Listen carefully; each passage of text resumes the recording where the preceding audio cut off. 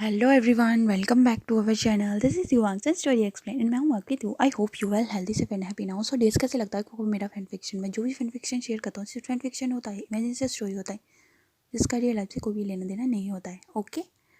And अगर आपको मेरा फैन फिक्शन पसंद आता है, जो भी फैन फिक्शन मैं शेयर करता हूँ वो सिर्फ इमेजिनेशन पर बेस्ड होता है, उनका रियल लाइफ से कोई भी लेना देना नहीं होता है। पसंद आता है तो प्लीज़ चैनल को सब्सक्राइब कर देना, वीडियोस को लाइक कर देना, बेल आइकन को प्रेस कर देना।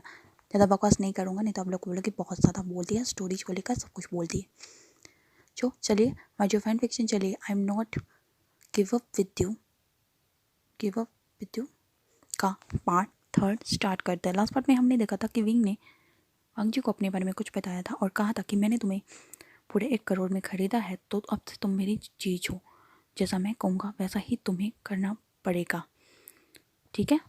तो जो वांग जी है वो डर गया था और जल्दी से अपना सर हाँ में हिलाता है। वो कर भी कह सकता है, वो बुरी तरह से फंस चुका है। वे भूषण सही कह रहा था कि अगर वो घर जाता है तो उसकी सौतेली जो उसकी स्टेप सिस्टर और स्टेप मदर है वही उससे घर से निकाल देती। फिर पता चलता वो कहाँ कहाँ भटकता रहता और कहाँ जाता। इसलिए उसने अपना सिर हाँ में हिला दिया। तो वे भूषण बोला वेरी गुड, तो बाथरूम में जाकर नहा लो, जाओ जल्दी। वांग जी कन्फ्यूज था और डरा हुआ भी। उसने ब्लैंकेट को कस कर पकड़ा और ओढ़े हुए था। विभूषण ने उसे घूर कर देखा और बोला गो नाउ। तो वांग जी डरते डरते ब्लैंकेट को लपेटे हुए उतरा और वो डर से कांप रहा था। विभूषण ने उसे देखा और कहा, अपने लंबे हाथों को आगे बढ़ाया और आगे बढ़कर उसे अपनी बाहों में उठा लिया। वांग जी इतना घबरा गया था कि उसकी धड़कन कभी कम कभी ज़्यादा हो रही थी। विभूषण ने उसे वॉशरूम में ले गया और बड़े चौड़े से लंबे बाथ टब में वांग जी को रख दिया और अजीब नज़र से उसे देखते हुए कहा, खुद नहा लोगे या मैं हेल्प करूँ तुम्हारा। और ब्लैंकेट का एक छोर पकड़ा। वांग जी ये देखकर बहुत ज़्यादा डर गया। उसने कसकर ब्लैंकेट को पकड़ लिया और वो लगभग रोने ही वाला था। विंग ने उसे छोड़ दिया और कहा, कपड़े वहाँ रखे हैं, सारा सामान ज़रूरत का वहीं पड़ा है, हीटर में पानी गर्म है। वो वहाँ से चला गया। वांग जी शांत हुआ और चारों तरफ देखा। वो रहता एक साफ आलीशान कस्टमेड बाथरूम में था। उसने नल चालू किया। आधे घंटे बाद बाथरूम का दरवाज़ा ओपन हुआ। विभूषण की नज़रें उठाकर वांग जी बाथरूम के दरवाजे पर खड़ा था। विभूषण ने जो है वो वांग जी के लिए आरामदायक कपड़े रखवा दिए थे जिससे उसके घाव को प्रॉब्लम ना हो। विभूषण इस वक्त जो उसका ये था फ्रेंड था पेनिंग, उसने भेजे हुए वांग जी के बारे में जो इन्फॉर्मेशन था वो उसे पढ़ रहा था। वो बोला, वहाँ क्यों खड़े हो? वांग जी चुप ही। विभूषण बोला, मुझे पता है तुम गूंगे नहीं हो, तो ऐसा नाटक करना बंद करो। वो लोग मुझे बिल्कुल पसंद नहीं है, जो गूंगे बहरे की तरह बिहेव करते हो। वांग जी डरते हुए आगे बढ़ा। उसने विभूषण उसके कछुए की चाल देखकर, अगर ऐसे ही चलोगे तो मेरे सामने पहुंचने के लिए तुम्हें 4 साल लगेगी।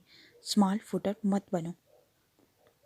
वांग जी जल्दी से आ गया। उसने सामने एक आज्ञाकारी स्टूडेंट की तरह खड़ा हो गया, जैसे विभूषण उसका कोई टीचर हो जो उसे इंस्ट्रक्शन दे रहा हो। विभूषण ने उससे सर से पांव तक देखा और बोला, भूख लगी है? वांग जी चुप था। विभूषण ने देखते ही समझ गया कि वो बहुत ही संकोची लड़का है और बहुत सेंसिटिव है। उसने अपना लैपटॉप नीचे रखा और खड़ा हो गया। वांग जी ने उसे देखा। विभूषण उसकी हाइट से बहुत ज़्यादा लंबा था, आई मीन 6 फीट विभूषण का हाइट था। उसे ऐसा लग रहा था जैसे पहाड़ के सामने वो एक छोटी सी चूहा हो। वांग जी की हाइट भी अच्छी थी, बट वो सिर्फ उसके सीने तक ही पहुंच रहा था। विभूषण बोला, अब अच्छे लड़के की तरह मुझे फॉलो करो, और चलने लगा। वांग जी उसके पीछे पीछे चल रहा था। वो दोनों डाइनिंग हॉल में है, जहाँ पर उसके दादाजी, उसका भाई, उसका मैनेजर, सेक्रेटरी और चीफ गार्ड ब्रेकफास्ट पर वेट कर रहे थे। जंगचन बोला, दादाजी लो, मेरे भाई और मेरे ब्रदर इन लॉ भी आ गए। तो दादाजी ने देखा वो दोनों। विभूषण अपनी चेयर पर बैठ गया और उसने वांगजी को भी उसकी चेयर पर बिठाया। तो दादाजी ने उन्हें देखा और दोनों को उनकी चेयर पर बैठने के लिए कहा। वांगजी खड़ा ही था तो दादाजी बोले, अरे बेटा डरो मत, बैठो। वांगजी को कुछ समझ नहीं आ रहा था कि उसके साथ क्या हो रहा है। वो सोचने लगा कहीं वो किसी तरह के पैरानॉर्मल वर्ल्ड में तो नहीं पहुंच गया। वो हक्का बक्का डरा सहमा सबको देख रहा था। विभूषण बिना एक्सप्रेशन के बैठा हुआ था। वो बोला, बैठ जाओ। तो भी वांगजी वैसे ही खड़ा रहा। तो वो हैरान था अपने सामने इतने हैंडसम आदमियों की फौज देखकर। जैंगचन बोला, भाई आप शायद भूल रहे हैं, आप ऐसा नहीं कर सकते। ऐसा कौन करता है? दादाजी बोले, विंग अपने होने वाले ओमेगा के साथ ऐसे कौन करता है? उसे बिठाओ। तुम तो आगे बैठ गए हो। विभूषण ने अजीब नज़रों से वांगजी की तरफ देखा, उसका हाथ पकड़ा और चेयर पर अपने पास बिठा लिया। सर्वेंट ने सबको हेल्दी ब्रेकफास्ट सर्व किया। वांगजी को सच में बहुत भूख लगी थी पर वो खाने में संकोच कर रहा था। दादाजी बोले, बेटा शर्माओ मत, तुम्हारा ही घर है। क्या तुम ठीक से खाते पीते नहीं हो? इतना दुबले पतले क्यों हो? एक ही फूंक में उड़ जाओगे तुम तो, और तुम्हें कोई एक ही फूंक में उड़ा देगा। तो जैंगचन ने वांगजी को देखा और खाना छोड़कर वांगजी को फूंक मारा। उसकी इस हरकत को देखकर सब हैरान थे। वांगजी को तो वो बड़ा अजीब लगा।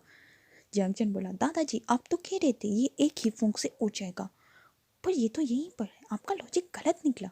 भले ही मेरा ब्रदर नीलो दुबला पतला है, इसका मतलब ये नहीं है कि उसे कोई भी ऐसे ही फूंक मार के उड़ा देगा।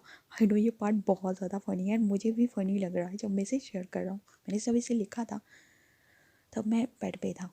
सो स्टोरी पे चलते हैं, बकवास नहीं करेंगे। वांगजी को तो समझ नहीं आ रहा था कि उसका तो मन कर रहा था कि वो यहाँ से भाग जाए। तभी विभूषण ने बोला, खाना खाओ और ठीक से खाओ। उसने जानबूझकर सर्वेंट से वांगजी को ज़्यादा ब्रेकफास्ट सर्व करवाया था ताकि वांगजी का पेट भर सके और वो पेट भरकर खाना खा सके। वांगजी धीरे धीरे खाना खा रहा था।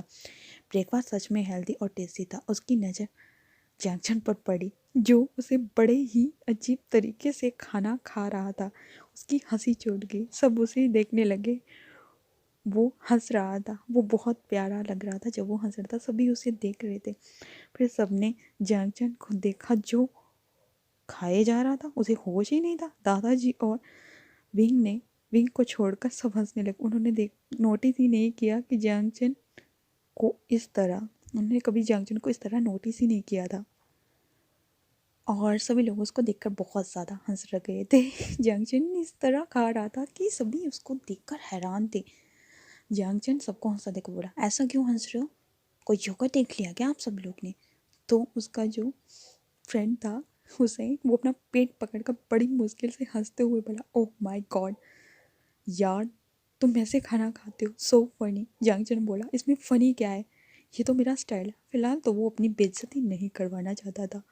सो फ्रेंड्स, आई नो ये आज का पार्ट बहुत ज़्यादा शॉर्ट है, बट आपको ये पार्ट कैसा लगा है? मैंने जैसे मुझे लिखा था मैंने फिर आप लोग के साथ शेयर करा है। जैसा भी लगा है प्लीज़ कमेंट करके ज़रूर बताना। एंड प्लीज़ यार सपोर्ट मी। ओके बाय, मिलते हैं इसके नेक्स्ट पार्ट में। तब तक के लिए take care, see you, love you my वांगचन एंड चैनविंग फैमिली। मिलते हैं इसके नेक्स्ट पार्ट में और देखते हैं कि आगे क्या होता है क्या नहीं। ये फैन फिक्शन मेरा खुद का लिखा हुआ है और मैं ये फैन फिक्शन किसी से इंस्पायर होकर लिखा है।